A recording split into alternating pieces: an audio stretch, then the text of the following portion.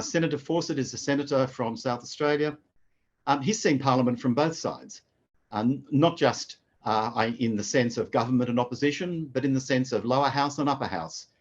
He was first the member for Wakefield, I think, in South Australia, and subsequently, since 2010, has been a senator from South Australia. He's currently chair of the Joint Standing Committee of Foreign Affairs, Defence and Trade. Senator Fawcett will speak about the future policies of the Liberal National Coalition in the event of the Morrison government being returned. And I hope, Senator, you'll address what we can expect to change. You have been very strong in what you've had to say about Myanmar, and your committee has made strong recommendations, and the government has ignored both you and the committee. So what's going to change if the Morrison government is returned? Senator Fawcett.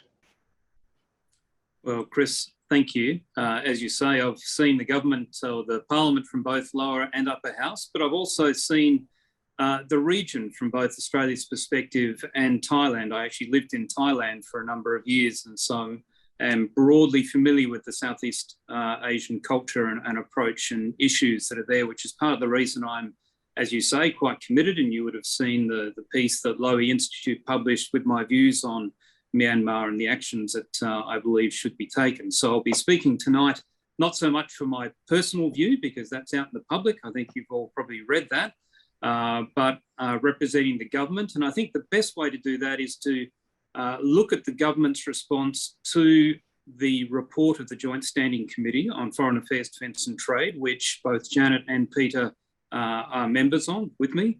And that was a multi-party report. There were some additional comments by others, including Janet, but broadly the 8 key recommendations were supported by the committee. And so I think if I run through those, you'll see where the government's responded, and I can add some additional comments either in this block or in subsequent questions as appropriate. So first off, the first recommendation was clearly that the government pursue the restoration of civil rule in Myanmar as a foreign policy objective, and the government agreed to that and emphasised that they will continue to use all available channels to them to do that.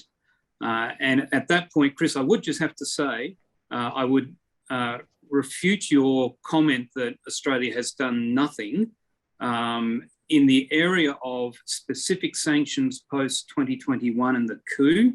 In the sanction space, you are correct, but there are a multitude of other things that Australia has been very active in doing, from the over $95 million of aid to lots of other engagement with regional partners.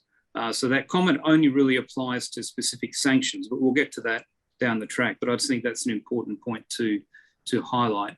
The second recommendation is the Australian government formally engage with groups and individuals representing legitimately elected representatives of Myanmar, including the National Unity Government. The government agreed with that, and there have been a range of interactions, both from my committee, meeting with representatives of the NUG, through to our officials and beyond.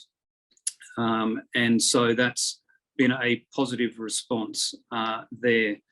We have also recommended, we've acknowledged that Australia has legitimate national interests, which will require contact with the Tatmadaw, but the committee urged that the government be highly selective and that care be taken to avoid conveying any sense of legitimacy to the military rule. And the government agreed with that. It reinforced its long-standing policy of recognising states and not governments, and it said it will continue to engage to the extent required by circumstances in individual cases. Recommendation 3, we recommended that Australia continue to liaise directly with ASEAN countries and find ways to encourage and support ASEAN efforts to restore civilian rule in Myanmar, including the implementation of ASEAN's 5-point consensus. And again, the government has agreed on that, not only in principle, but also through some $5 million of funding specifically to ASEAN, to their coordinating centre, and welcoming and supporting actively the appointment of, for example, Brunei's foreign minister as special envoy of the ASEAN chair, and as the ASEAN leadership has, or chairmanship has moved on, continuing to support that process.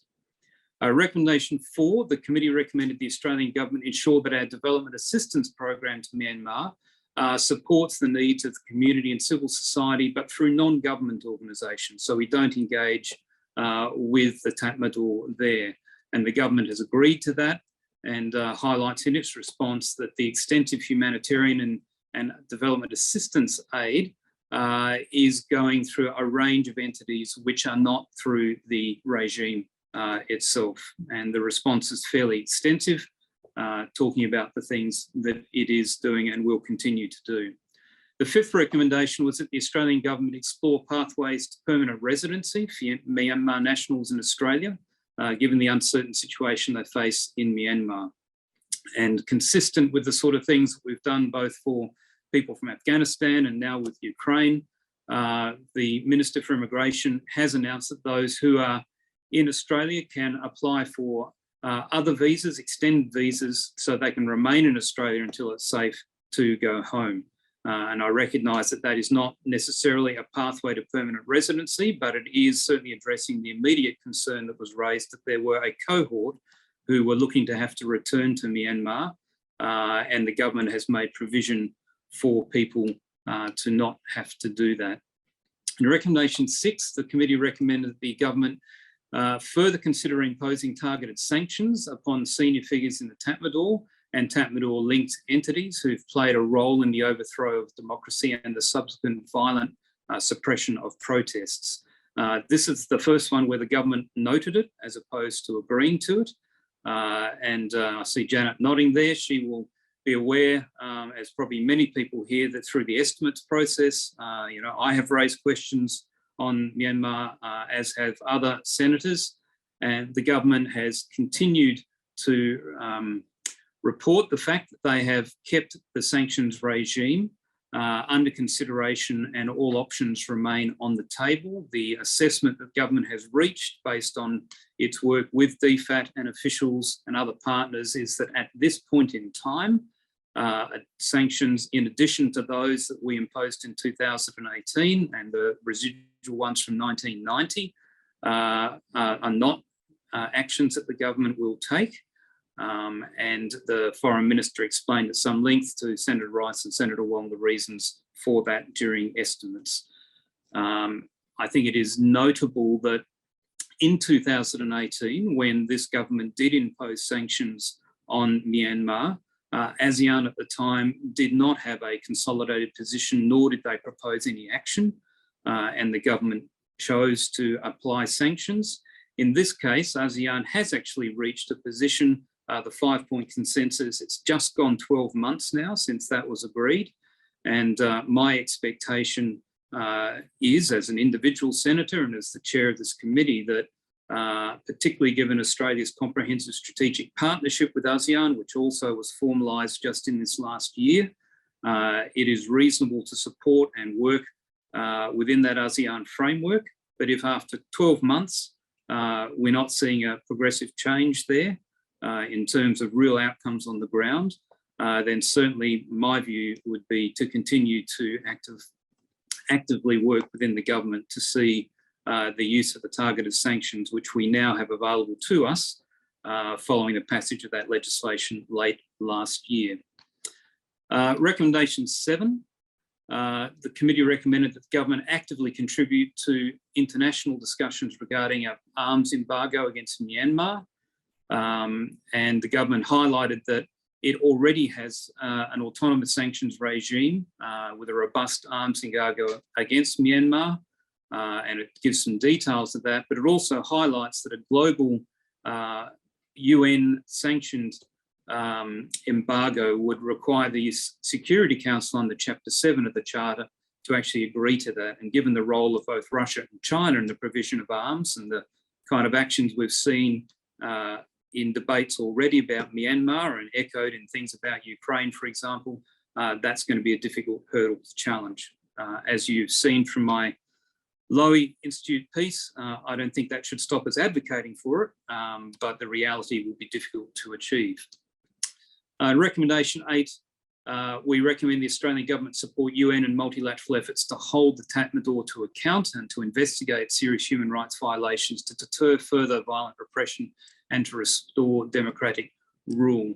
And the government has agreed with that and through a range of mechanisms through the UN, through ASEAN and others, and directly encouraging the Tatmadaw to engage with the various special envoys to Myanmar from a range of bodies. In fact, I see even Thailand just in the last few weeks has announced an envoy to work with Myanmar.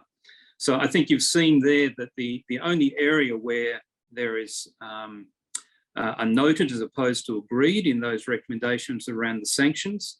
I believe that having given 12 months, that is something that I would expect to be seeing the government acting on, given that in 2018, when ASEAN did not have a position and no declared action, we imposed sanctions. This time around, they did have a plan. We have sought to support that. 12 months, I don't see that there has been any change in attitude on behalf of Tatmadaw. My expectation would be that that will change after the election.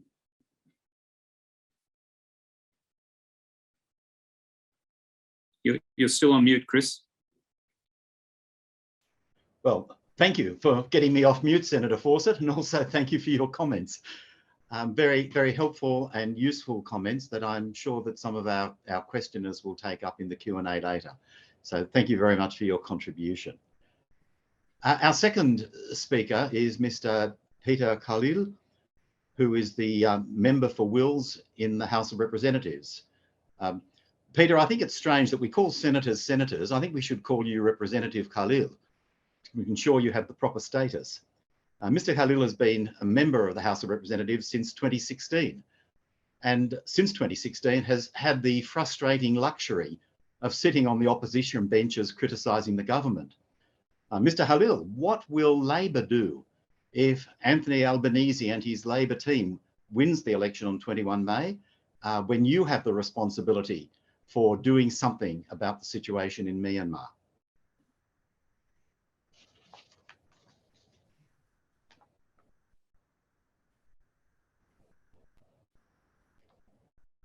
You there, Peter, and able to come in with video and speaker? Thank you. Hi, sorry, Chris, I just had some problems with my video, but I should be ready in a minute. My apologies. That's all right. Being a completely useless with technology, I know exactly how you feel. I think it's a product of my age, however. You're a young man in contrast. I don't know about that. I don't know about that. All right, I think I'm right. I think you can see me, yeah? Yep, we see you well and we hear you also. Excellent.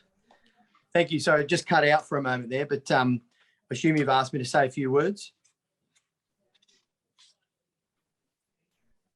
Hello? That's Peter. Yeah, great. Thank you. You were elected on the 21st of May. Yes. Look, thank you to the Myanmar Campaign Network for organising this particular event and inviting me to speak to you all. And my acknowledgement to Senator Fawcett and Senator Janet Rice and you, Chris, for all the work that you've done and advocacy you've done for Myanmar. It's fantastic to see so many people on this, but I am saddened to hear that, well, what are we now? How long has it been since the Tatmadaw cruelly and barbarously took over control in Myanmar? It's been over a year, and there are, you know, the estimates are 1,800 lives lost, but it's probably a lot more than that. I mean, we're talking about, was it 1st of February 2021, and it's over a year now. The estimates could be much higher. The people killed by the authoritarian regime. There are 440,000 people displaced in Myanmar, millions that need humanitarian, urgent humanitarian assistance. And the Tatmadaw has also detained over 10,000 people currently in detention, so many more arrested. I think it's 106 that have been sentenced to death, including 2 children. The stories we hear and the reports that we get of torture of detainees, rape as a weapon of war, people denied food and water, and so on, is just horrific. And these are all people who are standing up to the military regime and putting their lives on the line, and we need to acknowledge that. We can't turn a blind eye to that. And I think, you know, some of us have been advocating and speaking very loudly on behalf of the democracy activists in Myanmar since the very beginning of this, since the 1st of February, really last year. And we can't turn away. And often that tends to happen with the media cycle and everything else. Obviously, with the war in Ukraine, that's a huge attention of the world on it. But the problems in Myanmar have not gone away, and our support for the people of Myanmar needs to be steadfast and continue. And that I've said from the very beginning that the people of Myanmar are really standing in the front line in that battle of democracies versus the authoritarian regimes that we're seeing pop up all over the world and do what they do, like Putin has done, like the Tatmadaw have done. And so I'm, there's a couple of things for me that are really should be the focus of government, and I've made these very, very clear in my statements publicly and in rallies, at Parliament, and so on. But I just want to say very quickly a quick point about the junta's violence against protesters. All of us are horrified by it, but it requires actual substantive action by countries. And I know there has been some things done. David has outlined a number of the steps taken by the Australian government. Obviously, the US, the EU, the UK, Canada have all have taken various actions and sanctioned, and those countries particularly have sanctioned Min Aung Hlaing and the Tatmadaw leader, whereas we haven't. I just think that given the context of what's happening globally, the importance of Myanmar in our region, but in the context of the global struggle against authoritarianism and military dictatorships, and the bravery and the courage of the people of Myanmar who are basically sacrificing their lives for their freedoms, I don't think it's strategic realism, frankly, for countries to hold back in supporting the people of Myanmar. It requires strategic courage, if anything, rather than cowardice. And the idea that we're being realist, playing realpolitik by continuing to engage with the Tatmadaw is just simply it's an unfounded position. It's a weak foundation, because everything that's been done, and I know David talked about the making sure that we don't give them any legitimacy. But from the very first month, there was a meeting with the VCDF and the number two there. I mean, that if anything gives them legitimacy, it was plastered all over their media. So I just think those steps were short-sighted, to say the least. And Australia is a democracy. It's one of the world's oldest continuous democracies, and we would say in the middle of an election campaign, successful democracy when we have members of parliament for three different parties on this type of call. We're proud of our democracy, and I think we need to stand up for the people of Myanmar and cognizant of our responsibilities globally. So there's got to be better action, more action taken at the international level. The suspension of military cooperation that the government put in place with the Tatmadaw should have happened from the very beginning. I'm glad they finally made that decision. It should have happened when the first live bullets were shot at protesters.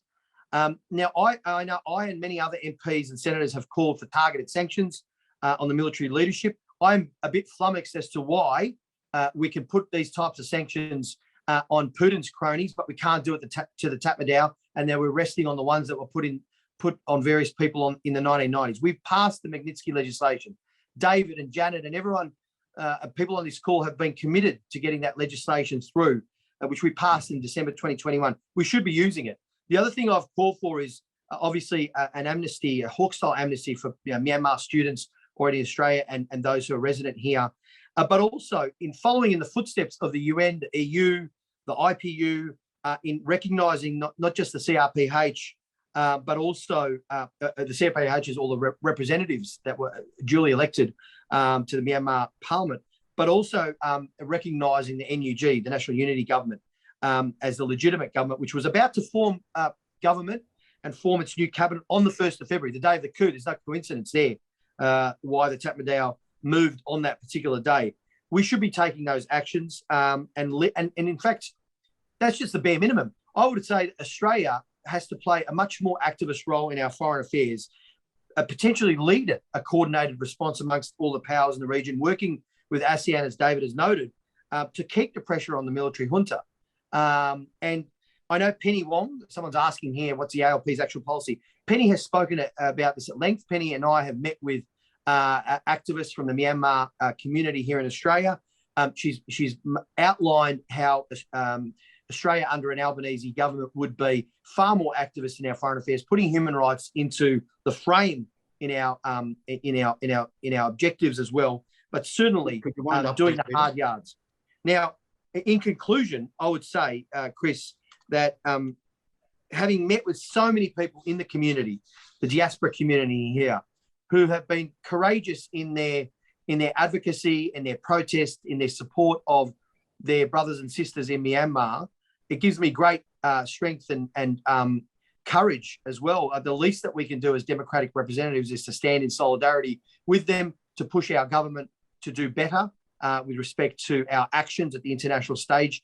I don't understand why we should be reluctant to taking more of a leadership position in the region with respect to issues like this. This affects us. This affects us because they're on the front line defending democracy as an idea, and they're dying for that idea. And you know, there's a lot of rhetoric about democracies and authoritarian states and dictatorships. Well, it's happening right now in our region. It's happening in Ukraine with the invasion of Ukraine. It's been happening in Myanmar for a while. And what's been happening is people on the street have been fighting, resisting, and dying for the idea of democracy, which we take for granted. So I think at the very least, we as a parliament, as a government in Australia, should be far more stronger in our responses and our efforts with respect to this. And, you know, the bare minimum is working with ASEAN. We should be taking a much more of a leadership role, because if we as democratically elected members of parliament don't stand up for democracy, who will?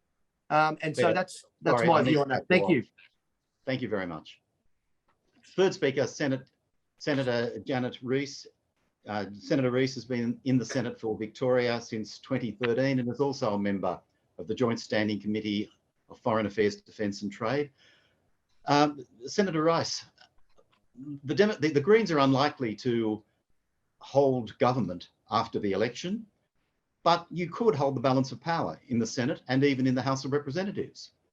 To what extent will Myanmar policy influence your discussions with whoever may be the largest party to change policy or to reinforce policy over the next term of the Parliament? Thanks, Chris. And look, thank you to the Myanmar Campaign Network for having me join you today, and to everyone who is working so hard to try and achieve justice in Myanmar. I want to start by acknowledging that I'm actually here in Canberra on Ngunnawal country here tonight in my Parliament House office, and I want to acknowledge Ngunnawal elders, and that the land that we're on is stolen land, that we've never had treaties with our First Nations peoples, and we need to be continuing to work for justice here in Australia. And in fact, reckoning with our own history of settler colonialism and working towards treaty and justice here in Australia is really important to reflect on while we're fighting for justice internationally.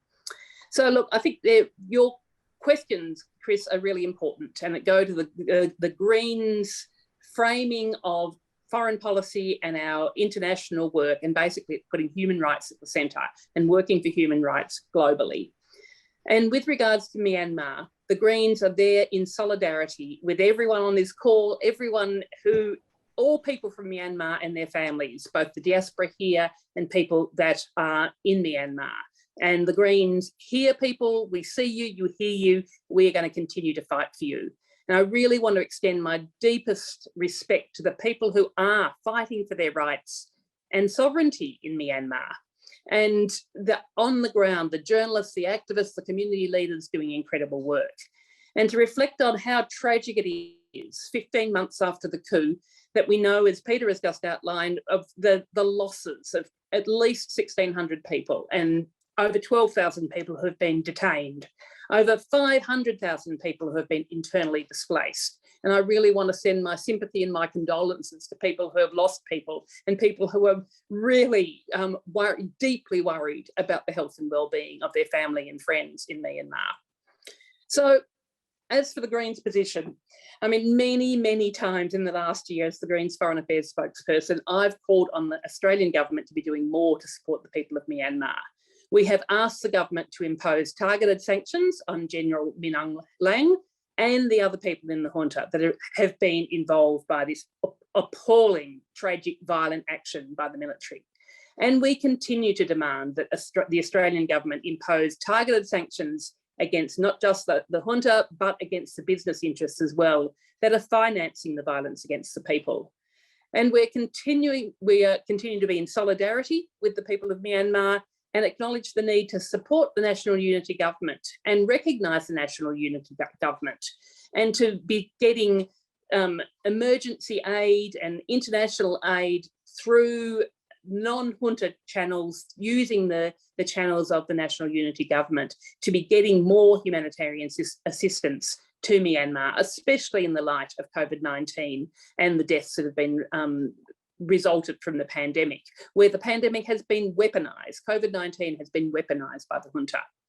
And by not imposing sanctions, we are betraying the Myanmar community, who we have worked so closely with over the last decade, building democracy and civil society. And I think back to the people that I met on the trip that I did with the International Women's Development Association in January 2019, and the amazing steps forward in building democracy, building the rights of women. And by not imposing sanctions there, we are betraying those people.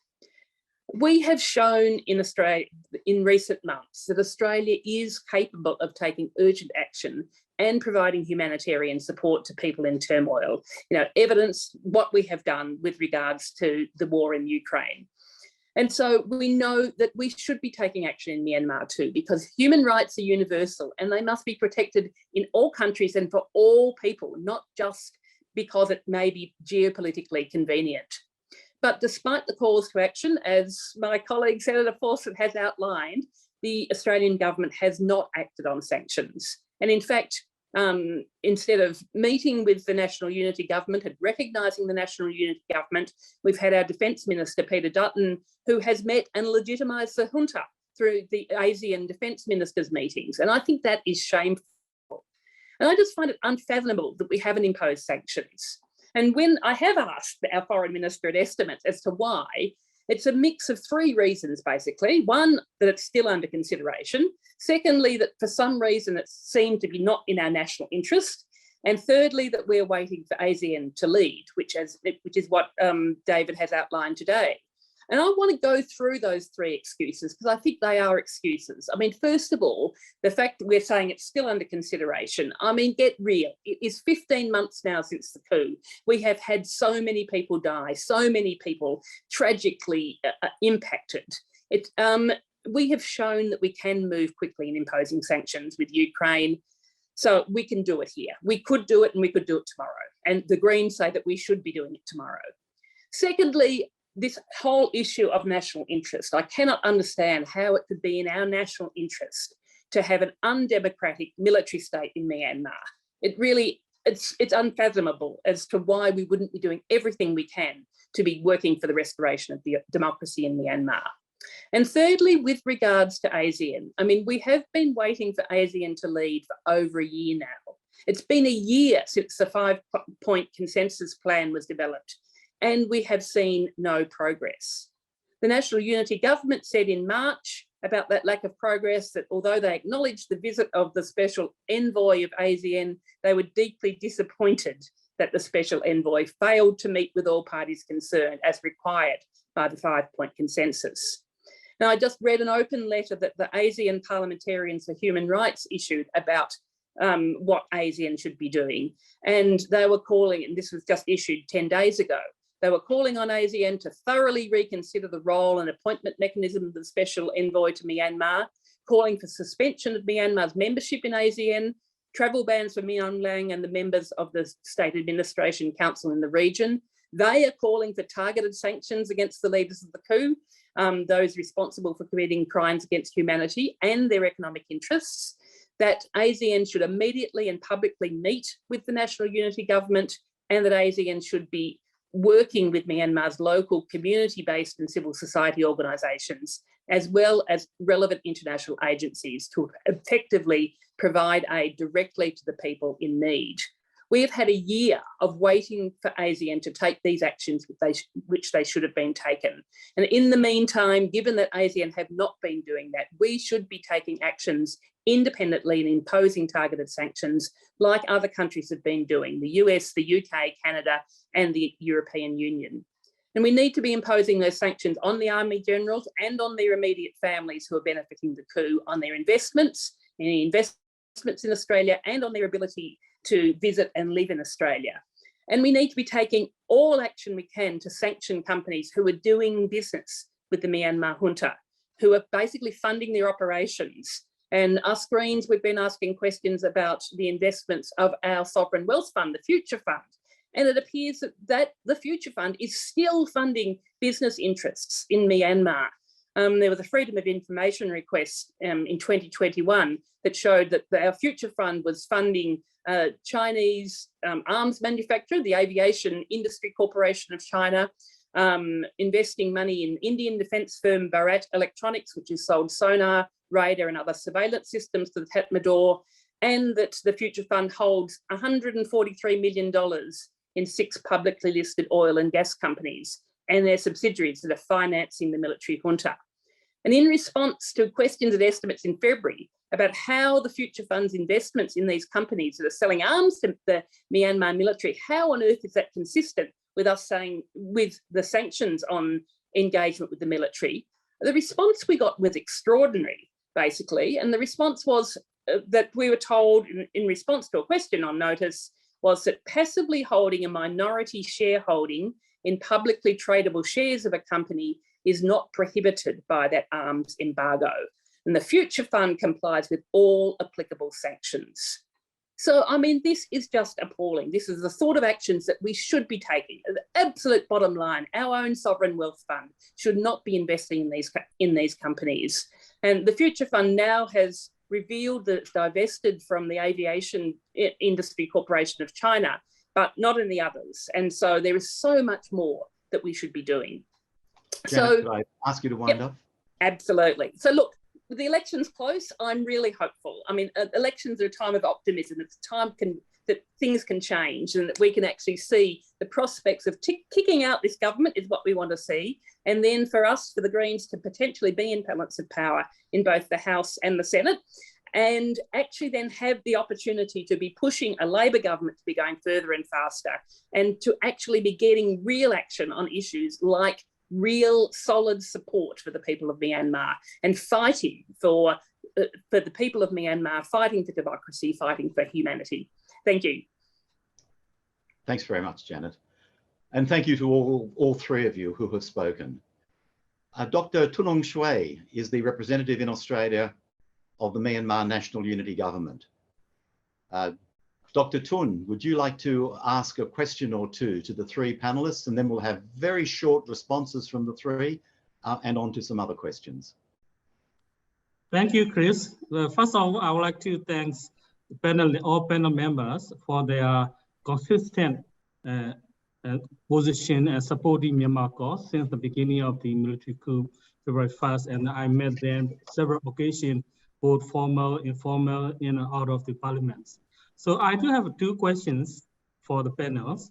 The first one is the new political space. It's called National Unity Consultative Council, in which CRPH and NUG there.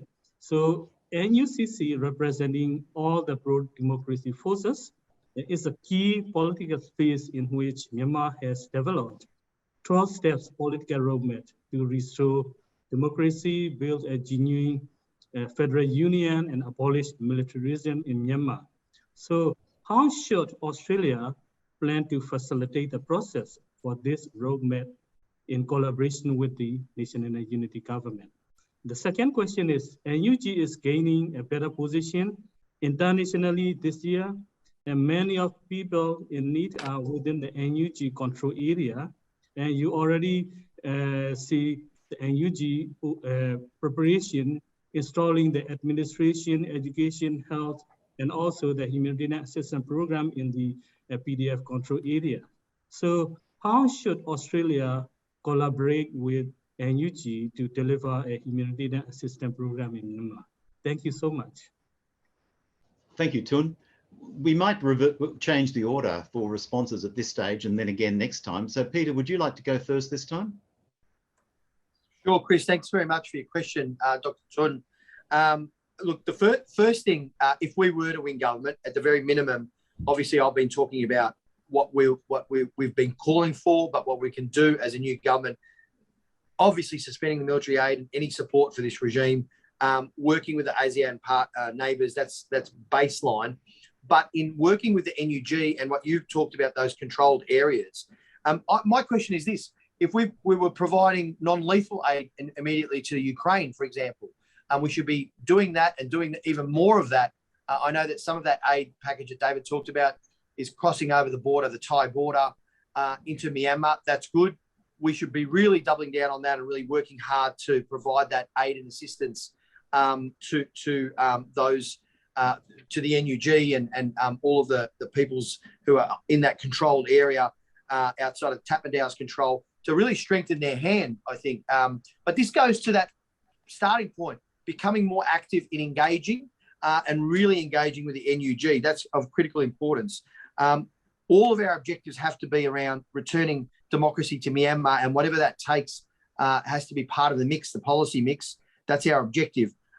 So again, yes, we'll work with partners in the region. We should work with partners in the region, but I think Australia can do more to support the NUG and those areas that are outside of Tatmadaw control, either with non-lethal aid and other forms of assistance to strengthen their arm.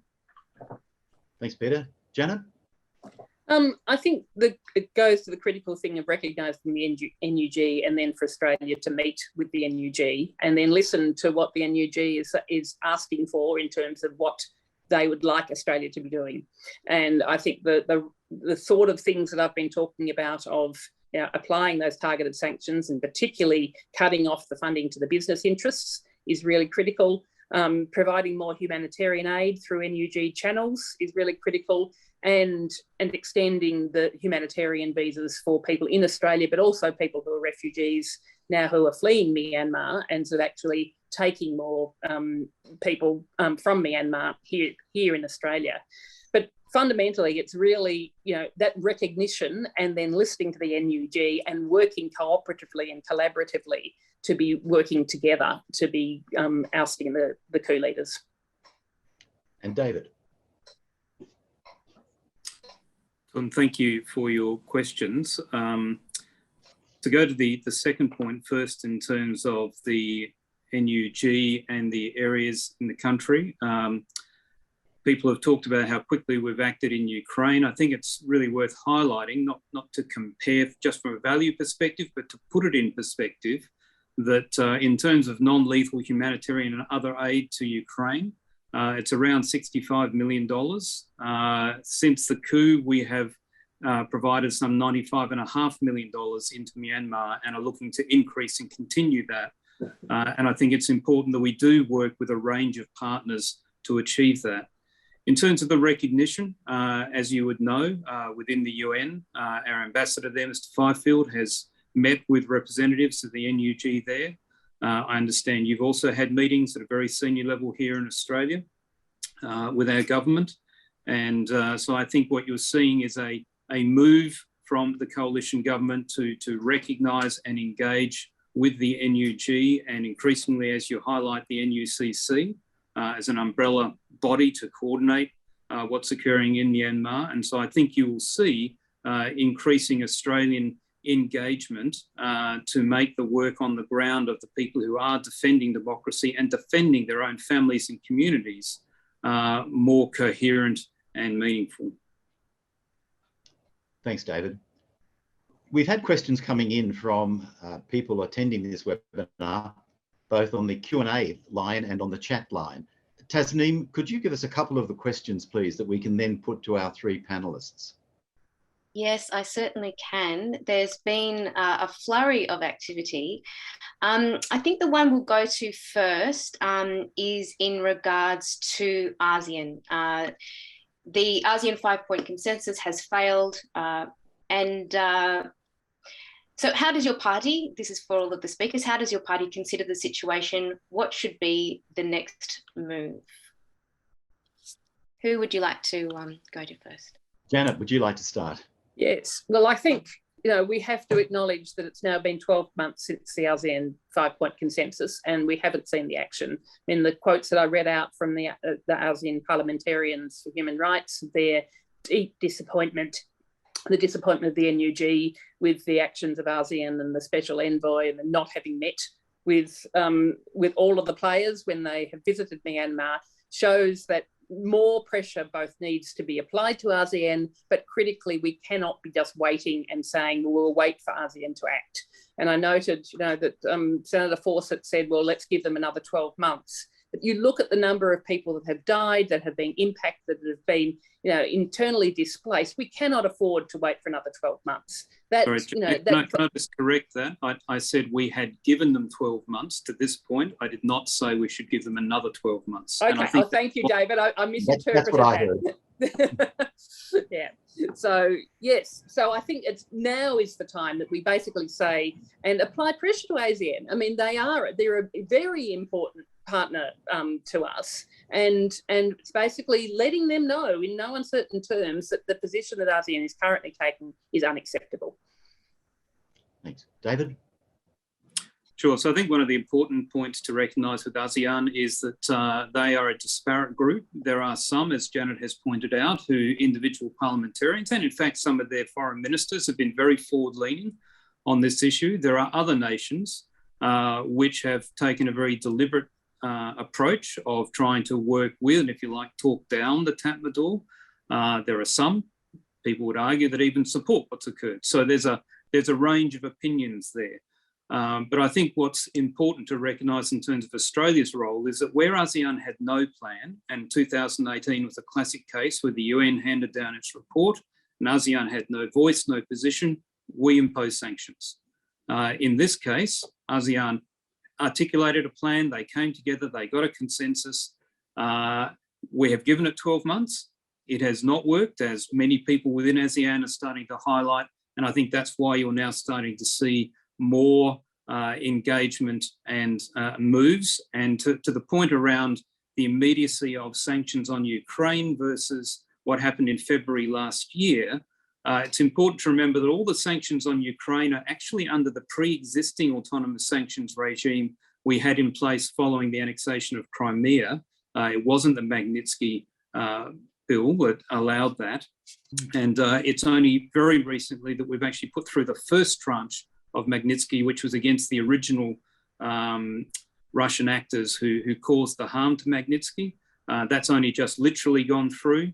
It is my expectation and certainly my hope that the next tranche will include targeted sanctions against the Tatmadaw and their business interests for all the reasons that my committee and people on this call have been highlighting for some time. But I think it's important to understand that sequence, and the fact that the immediacy you see with Ukraine is because it was an existing sanctions regime that has been added to, whereas the Magnitsky has only literally become operational in the last month or so in terms of actually being able to use it to target people.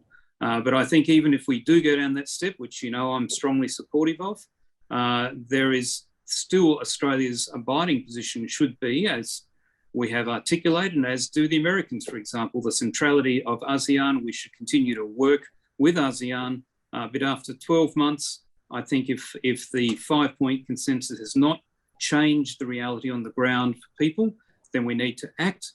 I do note, though, that whether it's autonomous sanctions such as the Magnitsky style, or even if it's UN sanctions, while we have people and other nations like China and Russia who are supporting the Tatmadaw, then the reality on the ground for people is not going to have a step change for the better. But that shouldn't stop us taking that action, in my view. Thanks, David. Peter. Thanks, Chris.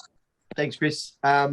Look, I think we've got to be realistic about ASEAN's capacity here, frankly. I mean, its starting point is that it has a non-interference principle. So it's come a long way, but we need to be quite realistic about what they can achieve. And echoing what Janet and David have said, that there's been 12 months of effort with ASEAN. I don't think we should give up on it, but what I think realistically, though, in parallel to that, there has to be a greater effort, and this is what I referred to in my opening remarks, around Australia taking a more activist approach or leadership role in the region. And that means, obviously, working with partners in the region, but also with the US, the UK, the EU. We didn't touch on this, but making sure that any Australian businesses and multinationals working or operating in Myanmar pull out as well, putting pressure on them not to benefit the Tatmadaw at all. There has to be a concerted and coordinated effort amongst a number of nations. Now, people will say, oh, that's unrealistic and so on. Well, it happened with Ukraine. There was a degree of Western unity and purpose, and there was a follow-through on that. But that requires leadership. It requires Australia taking its place and saying, this is so important. It's so important for us and all the countries in the region. We're going to put the effort in on this. And that means, frankly, France, US, Canada, UK, Australia, India, all the nations that have interests in Myanmar, we know how important Myanmar is geostrategically, need to have a coordinated and concerted effort. That's not easy to do, but I don't see, if your end objective is to restore democracy and remove the authoritarian regime and the Tatmadaw from power, you're going to have to, really step up in that space, and you're going to have to put in the diplomatic effort and all the other efforts required to work with partners in the region, including the US administration. ASEAN alongside, fine, but on its own, it's not going to get the job done. Thanks, Peter. Tasneem, another question, please. Yes, indeed. So now we're going to go to the situation of Sean Turnell. One of our participants has asked, to what extent is the government's refusal to impose sanctions due, at least in part, to the concern for the situation of Sean Turnell? And another participant observed that the US, through former diplomat Bill Richardson, successfully secured the release of US journalist Danny Finster from prison in Myanmar. Why can't the Australian government appoint and send a high-profile special envoy to Myanmar to negotiate for Sean Turnell's release? And I guess the question for the speakers would be, what would your strategy be to support Sean Turnell? Well, David first this time. Sure. So you've seen the answers to various questions in Senate estimates about actions against the Tatmadaw. That Sean Turnell is one of the considerations the government has. It is not the only, but it is one of the considerations the government has. I do note the slight contradiction, I think, between the concept of us not having any interactions at all with the Tatmadaw and the concept of having a special envoy to go. That's a representative of the Australian government to go and speak with the Tatmadaw and that regime.